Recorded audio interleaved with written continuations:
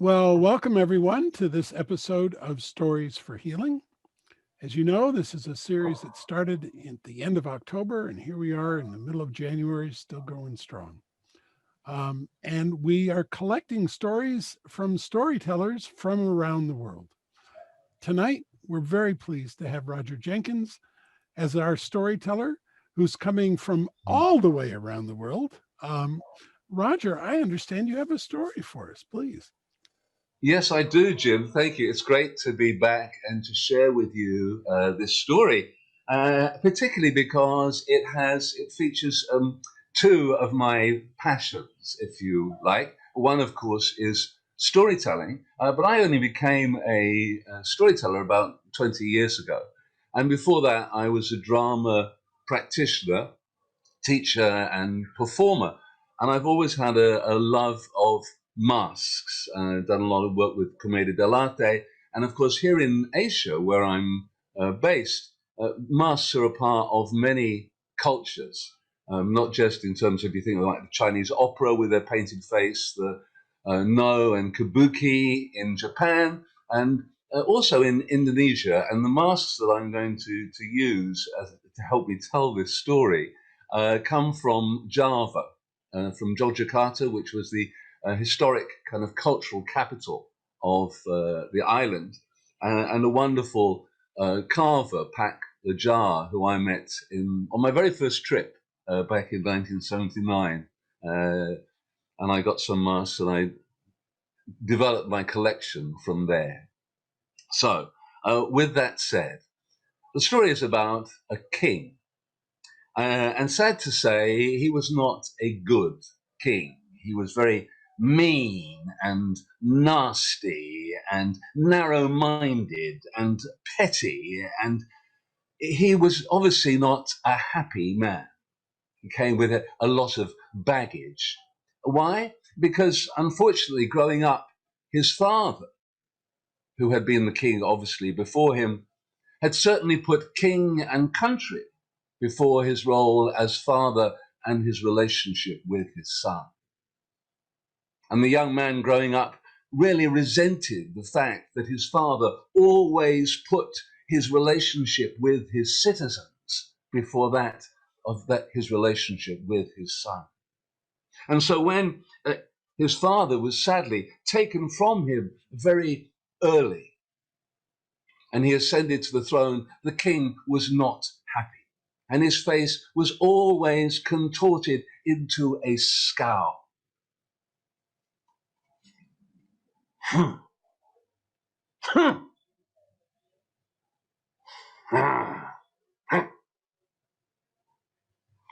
Is it any wonder, as he rode amongst the people, that they would regard him both with dislike and fear?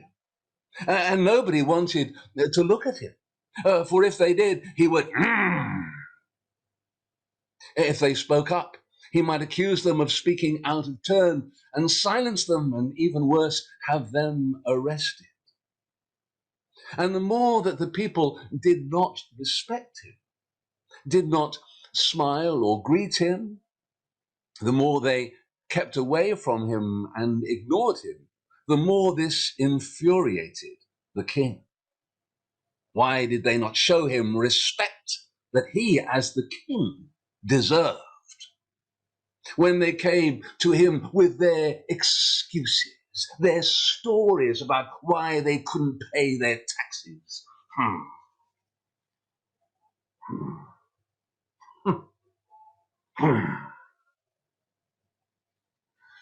He was not inclined to listen.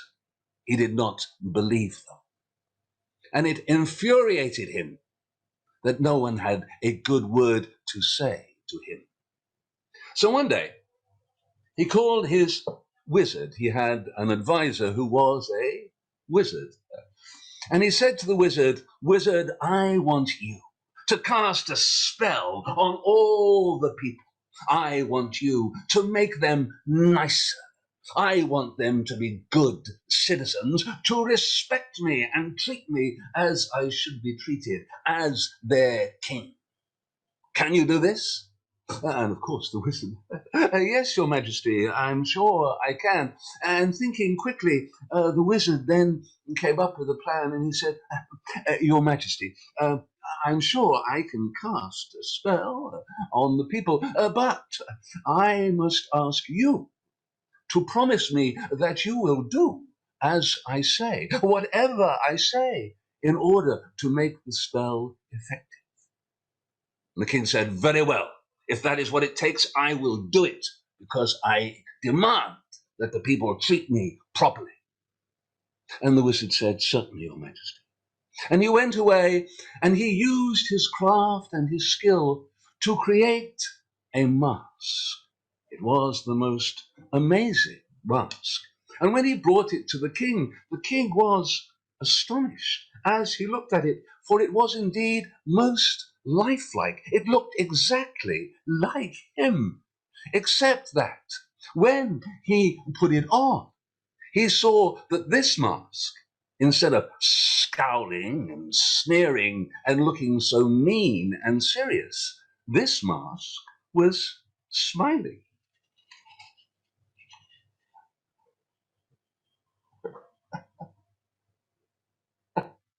No, no, no, no, no, said the king. He looked at himself in the mirror. It was impossible to keep a straight face. He said, I can't wear this. I look like an idiot. I'm the king. I'm not going to walk around with this smile on my face.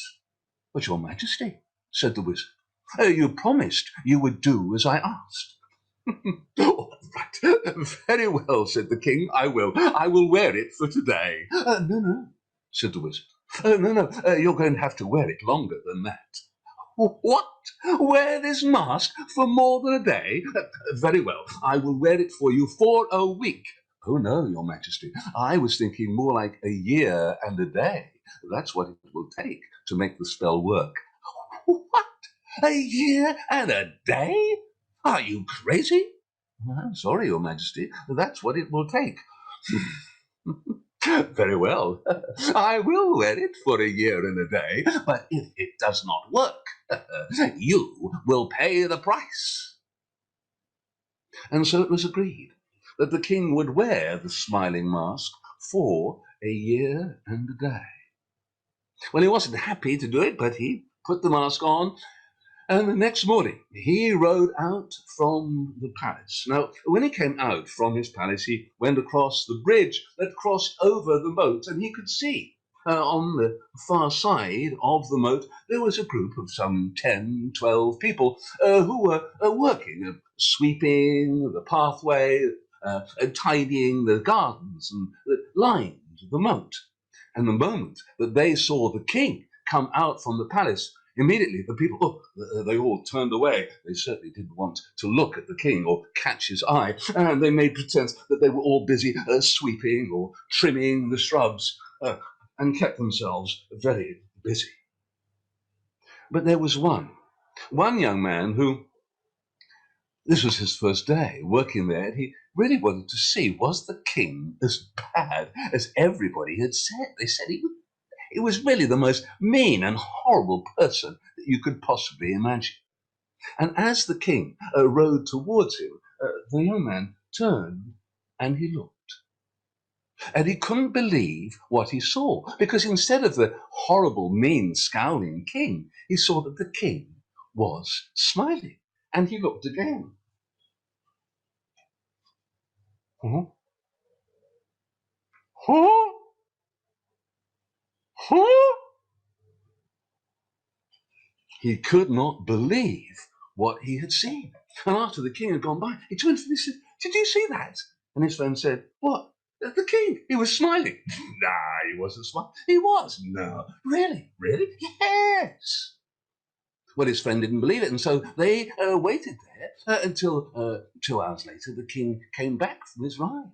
And again, as he came back, all the people immediately turned and got busy again on the other side of the garden. This time, both men looked up and, oh, yes, it was true. The king was smiling. They couldn't believe it. Really? Unbelievable. So that night, there they were in the tavern with their friends, drinking, and they said, yeah, it's true. The king was smiling now. Really, yes. Well, the next morning, when the king came out, instead of just 10, 12 people, he saw there was a small crowd, maybe 20 or 25 people. And as he rode up, he saw several of the people actually looked up at him. And instead of the usual looks of fear, they were looking at him with what the king took to be awe. This was better. Maybe, the king thought, the magician's spell is working. That's good. And one man suddenly called out, "Good morning, Your Majesty." The king thought, what? He spoke to me. Oh, well, that hadn't happened in a very long time. And the king was so speechless that had happened, he didn't know what to say. And he carried on. And the people thought, well, him being speechless, that's an improvement, isn't it? Because normally, if you spoke up out of turn, he'd have shouted at you. Even worse, might have had you arrested for disrespect. And the next day, when the king came out, to his surprise, well, there was actually a crowd. It must be the best part of 50 people. What were they doing? They weren't working. They weren't cleaning. Had they come to see him? Normally, people ran away. Oh, thought the king as he rode across the bridge. And this time, no, the people weren't turning away. They were all looking at him as he came by. And one man even said, "Morning, Your Majesty," and waved. And the king, now, he said, "Good morning," back, and he found himself waving. That had never happened before. And as he rode through the crowd, suddenly he saw there were a group of children with their teacher. Yes. And as he rode past, all the children called out, "Long live His Majesty!" Oh, my goodness, thought the king. The magician's spell is really working. He's making my people nicer people. This is good. This is good. Well, on this particular day, he was feeling in such a good mood now because the people were actually changing that instead of riding through the town, he headed off into a forest.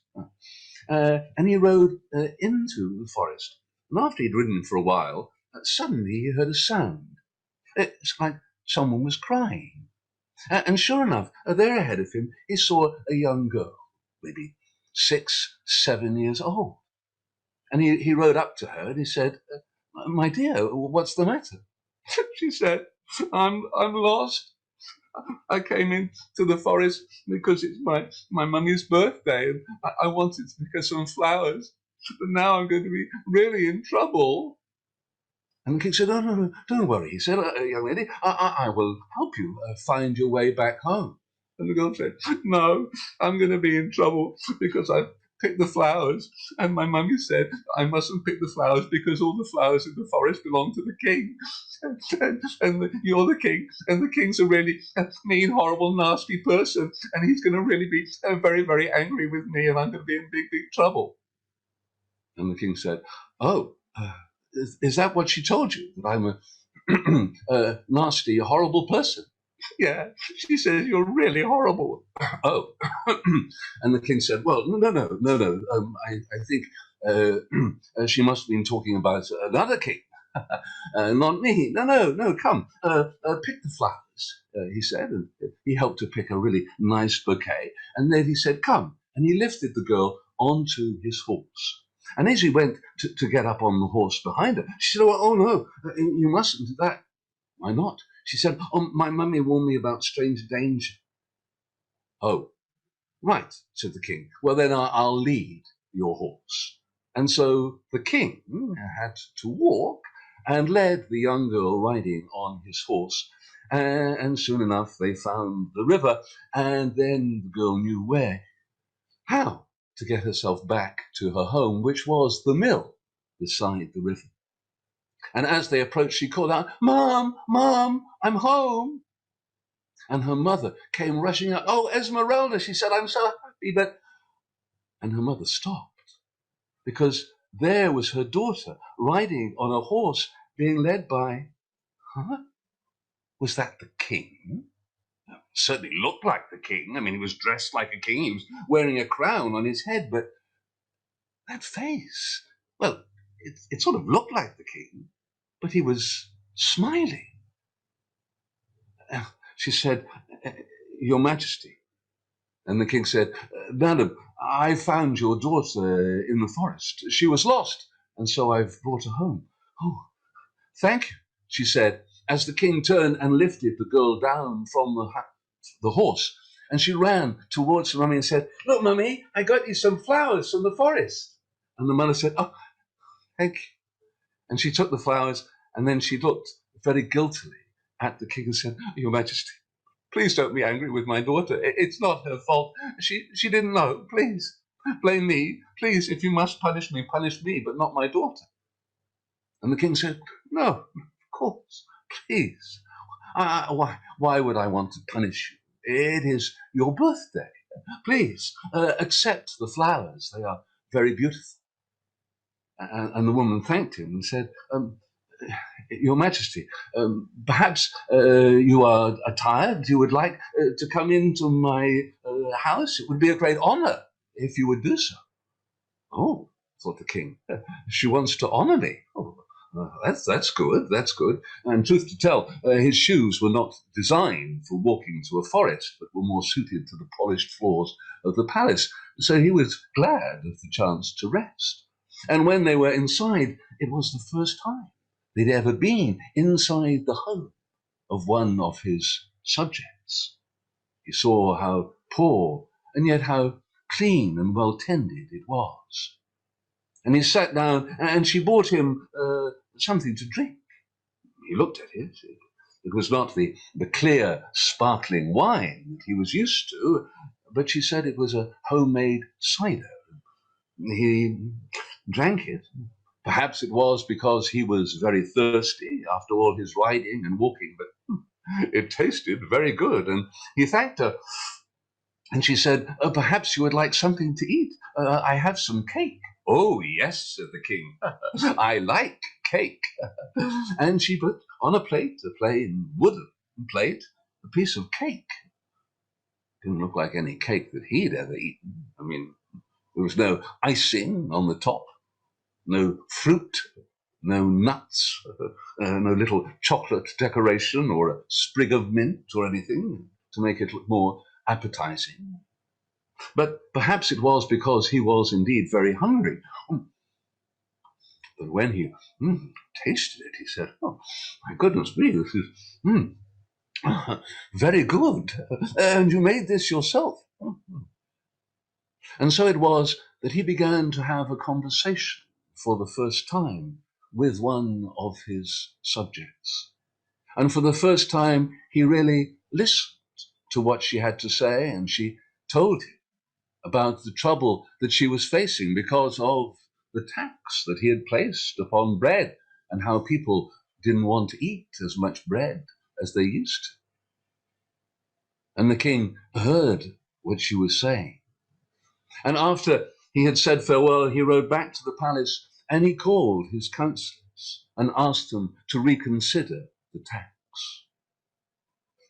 And so it began. From that day forward, he began to have more interactions with his people. And as he heard their stories, he began to realize that there were things that he could do to help them.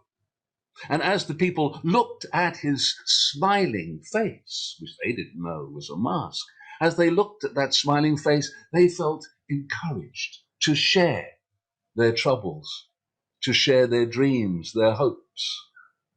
And the king listened. And the more that he listened, the more that he wanted to help them and realized that he was in a position to do that. And the weeks and the months passed. And as the people began to like him more, to respect him, so the stories that they told about their king changed. And they began to tell stories of his kindness and his generosity. The king began to receive gifts from the people, from their gardens, things that they had made, a spectacular quilt showing scenes around the city. He began to receive invitations to come and join them at their celebrations, at weddings, at anniversaries. And he found that instead of disliking his people, that he began not only to like them, but to love them. And the more that he came to like them and to love them, the more uncomfortable he became, because he realized that he was deceiving his people. They were not liking him. No, they were only liking this mask, this smiling mask that he was hiding behind. And he felt more and more guilty that he was deceiving and cheating them. And he felt that they deserved better, that he should be honest with them. And as the 300th day of his mask wearing came, he realized that he could no longer keep his promise to the wizard, that he should not go on wearing the mask for the year and a day. And so one morning, he decided that he would take off the mask. And as he did so, he was both happy that he was going to present himself truly, honestly, as he was to the people. But he was also sad because it meant that he would return to his old ways. His mean, nasty face would be what the people would see. And he took the mask off. He could not bear to look at himself in the mirror for fear of seeing his old self.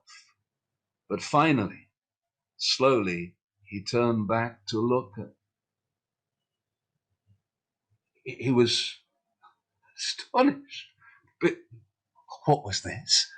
When he looked in the mirror, the face that he saw staring back at him was not that old face, but was the face of the mask. His face was identical to the mask. They were one and the same. How could this be? Because surely the wizard's spell was only to change the people and to make them nice, right? But you see, in those 300 days of thinking like a good, kind, caring, honest man, and behaving as a good, kind, caring, honest man, the king had become a good, kind, caring, and honest man. And he was now the face that he was presenting to the world. And so that morning, when he rode out from the palace, his heart was light, and he was happy to be himself. And he had no more need of a mask. He had no need to hide behind anything. He had no need to fear. He could be himself. And the smile that people saw, was genuine. Oh, thank you, Roger. Thank you. What a wonderful story. A It's wonderful good, isn't story. it? Yes, yes. Yeah. And And there's certainly many variations of this story. And I like the choices you made in it, which thank you. one of them for me was letting him see his mask. Um, and so he knew, in a sense, what he was doing. Um, Mm. I've heard versions of the story where the the requirement is not only that he leave it on, but that he never look in the mirror, so that he doesn't know what he's wearing. Okay. And I much prefer this one. I think that there's a greater opportunity for growth in that. Yes, yes, So yeah. that's really nice. Yeah, Um, I usually tell a version with a thief who's a very good thief but a terrible person. And because it gives me a chance to actually, I use a lot, of course, when I present it, and I can use more masks. And in that version, there's a princess who is being given a lot of unsuitable suitors by her Uh-huh. parents, which gives me Okay. a chance to bring out a lot of commedia type masks of these Yeah, very yeah. awful suitors. And then when she sees the good, kind, decent, honest man, she sees the mask and she falls immediately in love with that. Um, and so then he, in order to, he doesn't want to marry a princess. He just wants to steal the jewels. He has to spend a year, and of course he's worried that he's going to be caught by the police, that the father will Sure, be doing sure. background checks and all this kind of stuff. And then yes, and so it's a nice comic, but there's a kind of love story then at the end, Yeah, which yeah. is cute. But I felt for this, the idea of the king, and I was thinking of the Nasruddin story in which he bumps into somebody, and the man is very angry, and he said, "You clumsy fool! Don't you know who I am? I am a servant to the king." Yeah. And Nasruddin says, "Really? But I am a king." And the man is astonished, looking at Nasruddin's poor clothes. And Nasruddin says, "Well, but I am the king of myself, and I rule over myself." And Yes, and so I just feel that this is important, that if we're going to talk about healing, we have to be active in that process. absolutely. And I really appreciate you saying that, because it brings me to two of the things that I think are most important about these stories, these kinds of stories. And one is that they work on others when we are actually bringing to someone else the opportunity to see the world through someone else's eyes. We're not just Yeah, lecturing them, but we're letting no, them have the experience. And the other equally important part for me is that when we tell them, we ourselves are healed, and we ourselves, as storytellers, are changed by the stories we tell, even when we know them, even when we know what. There's no plot surprises for us. Uh, yeah, they still work their magic on us, and yeah, it's a great thing. yeah. Yeah, and it's true. I mean, unfortunately, I am told that I do occasionally, or more often than I would wish, have quite a stern face, and I sort of have to remind myself, and people know, a bit like John Gielgud, the English actor, that one always knew when John Gielgud was bored, he was just kind of like, spectacularly switched off. And that, so I have to be, yes, this is a good reminder to me There to you put go. on my Sure, happy face, put and on a and happy to face.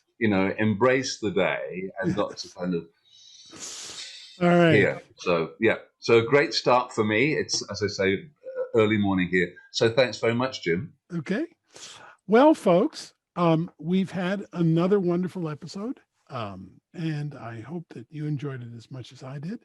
Remember, you can find these stories on this Facebook page that you're watching now, or if you happen to be watching on YouTube, you can find them there as well. They're all collected, they're all there. And I hope that these early days of the new year prove to be the beginning of a very good year for all of us. So thanks again.